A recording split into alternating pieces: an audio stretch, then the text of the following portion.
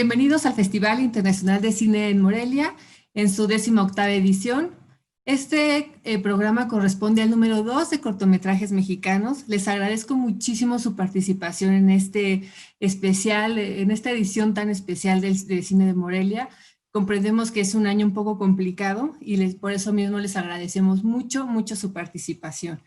Bien, pues el programa número 2 está integrado por el clásico de Joel Vázquez Cárdenas, Huir de Daniel Hernández Delgadillo, El día comenzó ayer de Julián Hernández, y Chendutza de Itandewi Jansen, Azul claro de Alfredo Castruita y El funeral de Fernando Guisa.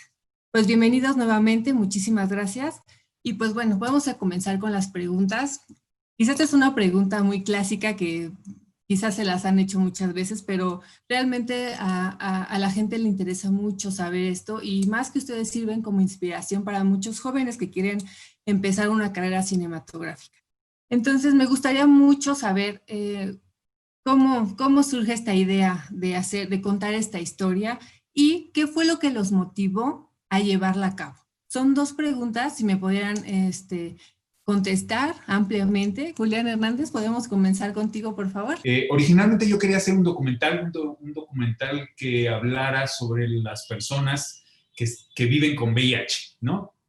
Intenté, tengo muchos conocidos jóvenes de diversas edades que tienen que viven con VIH y quise hacer el documental, pero me topé con la dificultad de que era verdaderamente complicado, o sea, y que lo sigo viviendo ahora que tuvo unas exhibiciones el cortometraje.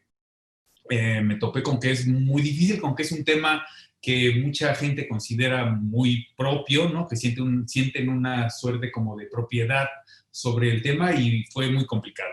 Y abandoné la historia, la pretensión de hacer el documental y entonces me decidí por un ensayo que escribió un amigo mío, compañero del CUEC, estudiante del CUEC, la ahora Escuela Nacional de Artes Cinematográficas, y decidí hacer ese ensayo, adaptar ese ensayo con la ayuda de Ulises Pérez Mancilla y hacer una ficción, ¿no? Fue el propósito. Yo quería hablar del tema, pensaba y pienso aún que se ha abordado de manera como un poco ocurría con la diversidad sexual en los años 90 en que yo empecé, con mucha culpa, con mucho estigma, y me parecía que era momento de abordarla de una manera totalmente diferente, que es lo que intenté hacer con El día comenzó ayer. Muchas gracias. Vamos, Joel, ¿quieres continuar, por favor?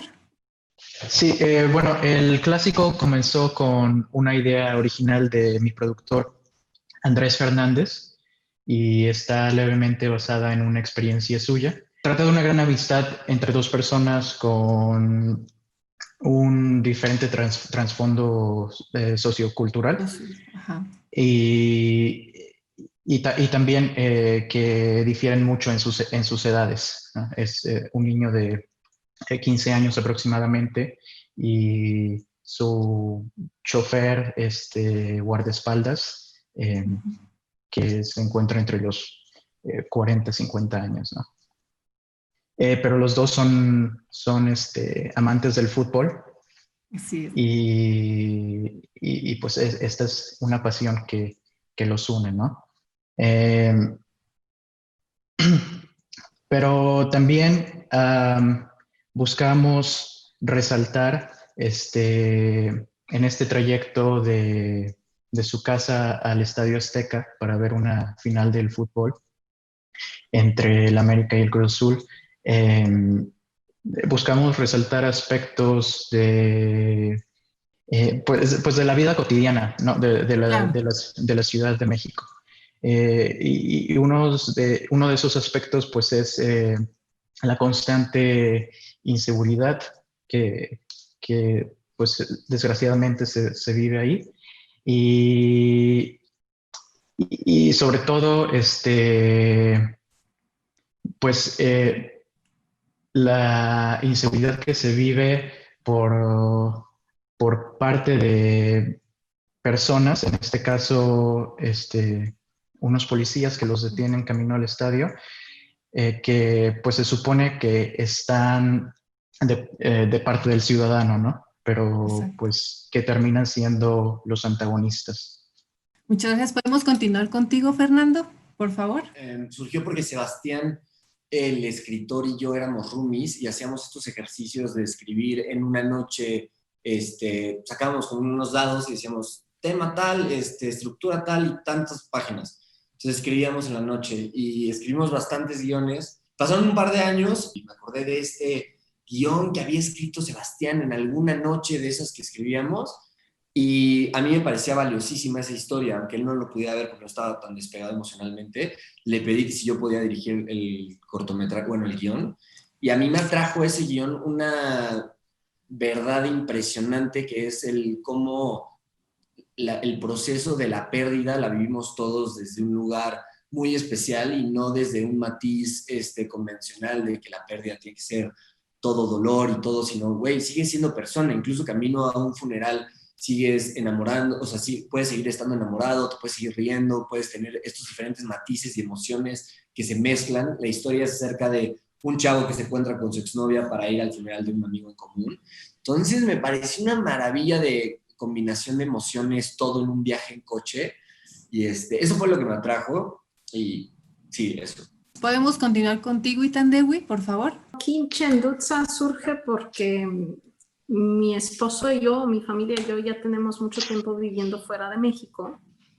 Entonces, cada que volvemos, solemos volver a nuestras comunidades de origen. Ambos somos mixtecos. Y solemos volver a estas comunidades que cada vez han cambiado mucho. Entonces, o ha habido más construcción, o de repente hay una gasolinera que antes no había. Y empezamos a notar últimamente que también está cambiando el medio ambiente, algo muy extraño. El año pasado, cuando filmamos y visitamos, que vimos, es que ya no había lagartijas. Donde antes solían haber un montón, ahora no vimos ninguna. Entonces, el cortometraje nace desde una idea de querer, por un lado, documentar algo del paisaje tal y como es ahora, y por otro lado de invitar a una reflexión acerca de cómo ese paisaje va cambiando. Bien, continuamos, por favor. Daniel. Huir surge a partir de un viaje lejos de casa. Viajábamos con nuestra primer película documental, Las Raíces del Roble, en su estreno internacional en el Festival de Cine de Toulouse. Y lo que inició siendo una fiesta por tener la posibilidad de hacer cine, de viajar con nuestras películas, ¿no? De conversar con otros a través de ellas, terminó siendo o se transformó en un acto desesperado de denuncia, de demanda, de no sentirnos seguros, porque mientras nosotras presentábamos nuestra primer película en Guadalajara, las calles se volcaban y las personas exigían justicia por la desaparición de 3 compañeros de cine, de una escuela hermana a la nuestra, el CAP. Y a partir de entonces nadie se sentía seguro en ningún lugar. Y el hecho de que nosotros estuviéramos presentando nuestra película significaba también la posibilidad de haber estado en ese coche esa noche del 19 de marzo, en el periférico hacia Tonalá. Marco, Javi y Salomón no volvieron a casa, a pesar del esfuerzo y la presión mediática que todos hicimos lo posible por ejercer. Esa noche del 19 de marzo, Marco, Javi y Salomón no estaban solos, estaban acompañados por 4 de sus compañeras de clase. Y de ellos no se supo nada más. La prensa dijo que habían tenido que abandonar el país por su propia seguridad. Y la historia de Huir es la historia de Juan, un estudiante de identidad latinoamericana que se ve forzado a huir después de haber sido testigo de la desaparición de sus amigos y que ahora vive como un extraño en una ciudad extranjera, bajo esta incertidumbre de no saber cuándo es el momento de volver, de no saber si sus amigos volverán a casa, si él tendrá también la posibilidad de hacerlo. Bien, continuamos contigo, Alfredo, por favor.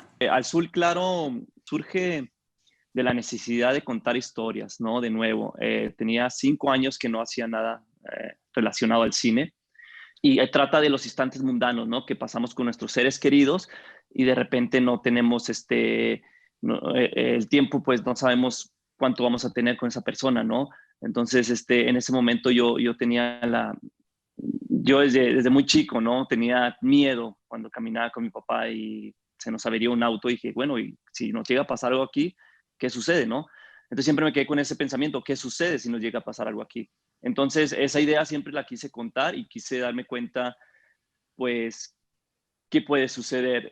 Yo siento que cuando escribo, cuando dirijo una película, pues más bien es para reflexionar, no es para decirle al público qué hacer o qué no hacer en situaciones, pero es más que nada que se sientan dentro de, ¿no? Y Azul Claro, pues trata de eso, ¿no? Trata de los instantes mundanos que compartimos con nuestros seres queridos y de repente nuestras horas pues no están, están escritas, ¿no? Y de repente no aprovechamos ese tiempo, el día a día, ¿no? Con nuestros seres queridos.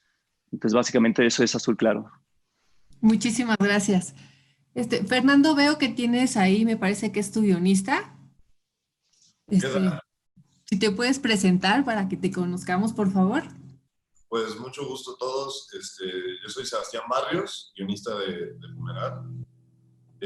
No estoy tan seguro de qué tanto les platicó Fer respecto al guión y a cómo salió la historia.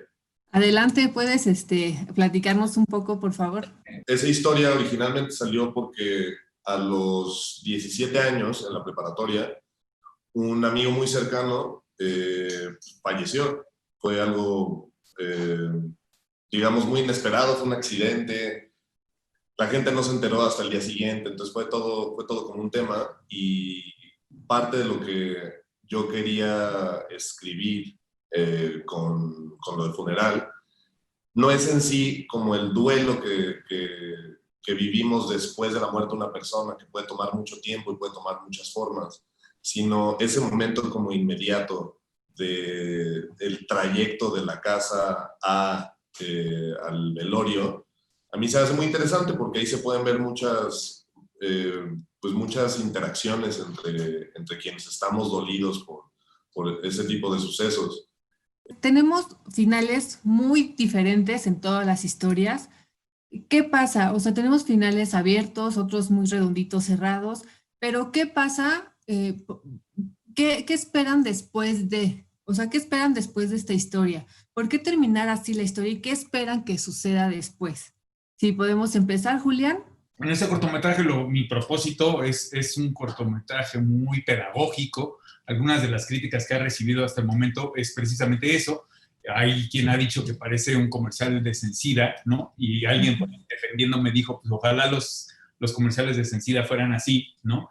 Y bueno, sí, o sea, creo que al final, según yo, queda muy claro. Bueno, sí, no, es un final abierto, como tú mencionabas, o sea, no sabemos en realidad si después de haberse ido a hacer la prueba el resultado fue positivo o negativo, pero yo creo que eso es poco importante. O sea, finalmente lo que sí busca el corto es dar esta visión distinta, ¿no? Más moderna, mucho más moderna de toda. Se ha abordado muy poco el tema de vivir con VIH en el cine mexicano. Quizás en El Paraíso No existe el dolor, una película de los años 90, y era oscura. Y entonces me parecía que era importante, y lo que sí quisiera y lo que quiero con este cortometraje es que se abra como la visión al respecto, ¿no? Que deje de estigmatizarse. Era muy curioso porque durante el rodaje, incluso, había unos compañeros muy jóvenes en nuestras películas aquí en Nubes. Siempre intentamos como en cada oportunidad que tenemos de hacer una película o un largo, debute mucha gente en todos los renglones, ¿no? Desde los apartados técnicos, como delante de la cámara y cosas así, actores. Y siempre intentamos dar esa oportunidad. Pues bueno, entre la gente muy joven, que eran 20 o 21 años, aún existía. Filmamos en la Clínica Condesa, en una Clínica Condesa que está en Iztapalapa, y una de las cosas que más me impresionaron fue que estos miembros muy jóvenes como del equipo, los que se supone que ya tienen todo este acceso a la información y que pues ya tienen una visión totalmente distinta a la que tenemos la gente de mi edad, por ejemplo, pues no, era al contrario, era quienes más tenían, quien en algún momento alguien incluso dijo, no, es que yo no quiero estar ahí porque qué tal si algo me pasa, ¿no? Y no quiero entrar, no quiero entrar. Y entonces yo quedé y dije, no, pues sí tiene que ser. O sea, este cortometraje sí tiene sentido, o sea, sí está bien que sea pedagógico como es. Y pues eso, ¿no? Quisiera que esta visión que intenté darle distinta, positiva, ¿no? Al corto, pues fuera lo que quedara en el espectador que tenga la oportunidad de verla. Y sí, muchas gracias, porque justamente es eso. Muchas personas no sabemos cómo es la vida de estas personas que están infectadas con VIH. Y sí, o sea, nos das a entender justamente eso, que es muy normal y pueden llevar una vida muy, muy bien. O sea, y eso es como lo importante y la esencia del corto, que sí lo llegaste a transmitir bastante bien. Y es muy interesante conocer este tipo de vida que llevan, que la verdad es que muchos no sabemos, como tú bien dices, tenemos personas a lo mejor conocidas, pero no sabemos cómo llevan esta vida, ¿no? Continuamos contigo, Joel, por favor, si nos puedes platicar un poquito qué esperas después de esta película. El productor Andrés Fernández y yo siempre hablamos de tener un final abierto, ¿no? En el que la gente sacara sus propias conclusiones de qué es lo que iba a pasar una vez, de qué es lo que iba a pasar con los personajes una vez terminado el cortometraje, ¿no? Eh, hay por ahí un acto de redención, eh, pero no sabemos si es que la amistad de estos dos va a seguir como siempre fue o si va a cambiar, etcétera, ¿no? Pero queremos que la gente saque sus propias conclusiones. Muy bien, muchísimas gracias. Te agradezco mucho. Es muy interesante retratar de esta manera también las clases sociales y como bien dicen por ahí, ¿no? El fútbol une y entonces justamente estas clases sociales están unidas por el gusto del fútbol, que es una parte que está en el corto muy, muy puntual y sí, está bastante bien justificado y bastante bien retratado esta esencia de la amistad. Muchísimas gracias. ¿Podemos continuar contigo, Ethan Dewey, por favor? Sí, el final del cortometraje yo creo que es como un círculo, como que regresa al inicio, pero ligeramente diferente.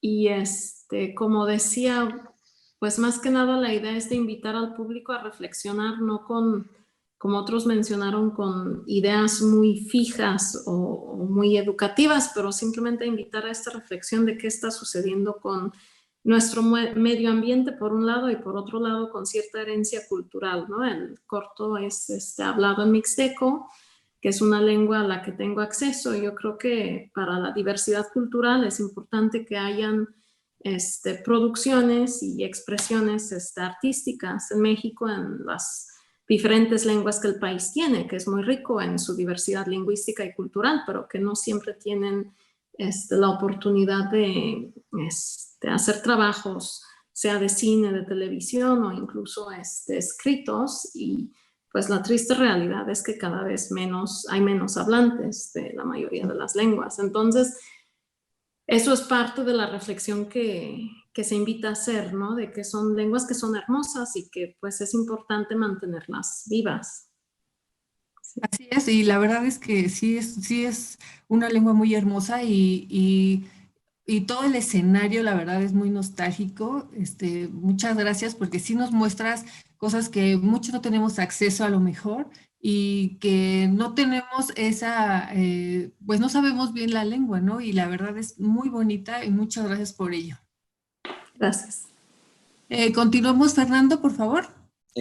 Cuestión del final, creo que coincidimos mucho con Joel que pues nunca, o sea, como cineastas nunca pensamos más allá del canvas, ¿no? Y más bien eso es como parte de la vida de desarrollarse y cada perspectiva de la gente que ve el cortometraje de interpretarlo ellos mismos. Pero creo que ese final lo pensamos como en cuestión del cortometraje es, al igual que la vez, un largo proceso de ir soltando y dejando ir, ¿no? Ya sea el general o de la relación de estas personas. Y a mí me parece muy importante dejarlo al personaje principal solo en el cuadro, al final.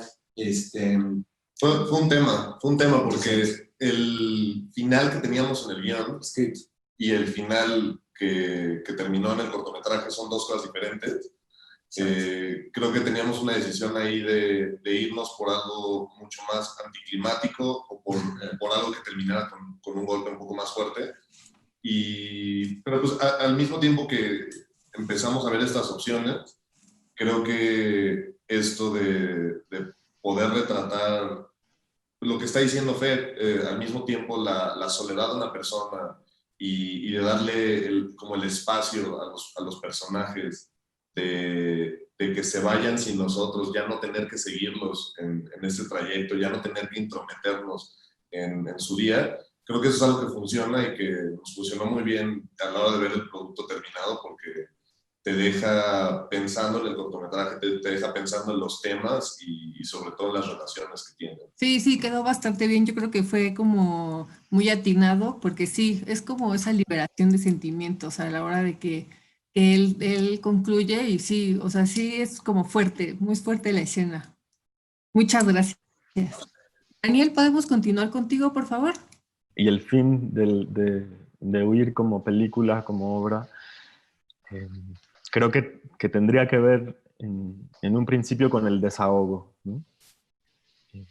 Me parece que lo que nos lleva a filmar esta película y lo que mueve al personaje es justamente el ahogo, ¿no? El sentirse completamente atrapado, incapaz de hacer cualquier cosa para desahogar este evento en su vida, ¿no?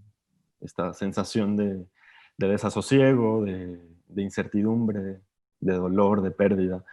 Entonces, bueno, creo que el fin de la obra naturalmente nos llevó al desahogo, ¿no? Desde un lugar muy personal y también en términos dramáticos. Y tiene que ver también con un derecho a contar nuestras propias historias, ¿no? A no permitir que las historias oficiales construyan nuestra memoria. Muchísimas gracias, muchas gracias. Gracias. Alfredo, por favor. Contar historias en un cortometraje es difícil, ¿no? Es una tarea muy difícil en tan poco tiempo. Sin embargo, en mis historias trato de que el espectador se sienta dentro de, ¿no? Y con Azul Claro, pues sí es un final abierto y afortunadamente, en mi punto de vista, se cumplió el objetivo, ¿no? De sentir al espectador dentro de, y el qué va a hacer después, pues ya queda en cada uno de nosotros, ¿no? ¿Cómo vas a aprovechar el tiempo y qué es lo que sigue, ¿no? Para ti. Sí me han dicho pues, que hay un mal sabor de boca cuando ven el proyecto, pero pues creo que eso es el objetivo, ¿no? El que el espectador se sienta dentro del personaje o que se sienta identificado y ya no había más, ¿no? O sea, en realidad era sentir esa desesperación, esa angustia y lo que viene ya queda en cada uno de nosotros. Entonces, eso es... pues lo dejé abierto, pero pues es difícil, ¿no? Es difícil cerrar algo y no dejarlo al espectador para que también sienta, para que reflexione, ¿no? El que, bueno, ¿yo qué haría en una situación similar, ¿no? Entonces, básicamente es eso. Bueno, pues muchísimas gracias a todos. Les agradezco mucho que estén aquí con nosotros. Muchísimas felicidades.